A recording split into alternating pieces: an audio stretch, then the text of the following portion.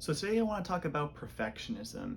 And a question I get asked a lot of times when I'm in therapy is, you know what, Nate? What if all these REBT skills that you're teaching me in therapy are all for nothing? I come to therapy every day and I learn all these skills and then I'm still depressed. And I like to follow up with that statement with the question, well, wouldn't you want to be the happiest depressed person you'd ever meet? Isn't less depression still better than the same amount? Or less anxiety still better than the same amount of anxiety? So obviously the goal in therapy is to get rid of depression and anxiety for the most part, but just because we can't do something perfectly doesn't mean that there's nothing to gain from doing it.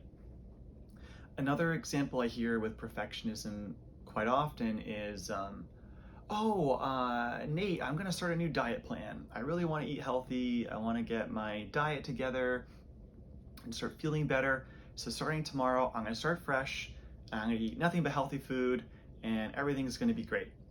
And then they start the day and they end up ordering a bacon, egg, and cheese on a croissant with a sugary juice and then say, oh man, I already blew the day, so I might as well just keep eating bad food and then I'll just start fresh tomorrow, even though lunch and dinner are perfect opportunities to make healthier choices. That just because they started breakfast on the wrong foot doesn't mean that the rest of the day has to be on the wrong foot for the sake of doing it perfectly. And another example of perfectionism that I hear a lot is with workout plans. You know, a lot of my clients will say, all right, I'm gonna work out and I'm gonna do everything by the book. I'm gonna work out for an hour every single day. And then life happens and they say, well, if I can't do the workout for an hour perfectly, because I only have about a half hour, then I might as well just not work out.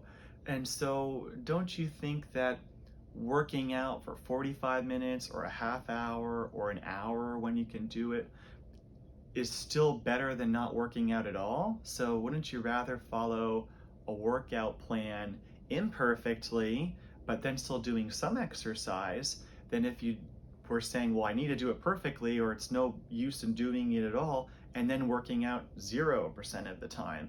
So I think if the goal is for weight loss, working out a little bit every day whenever you can is still better than nothing. So the moral of the story is this all or nothing thinking, this I got to do everything perfectly and get the exact outcome that I want, or it's not worth doing, ends up becoming destructive because this perfectionistic mindset keeps us stuck and it prevents us from making strides to make our life better, even though at the end it might not make our life perfect, because as you are already probably well aware, a perfect life just doesn't exist.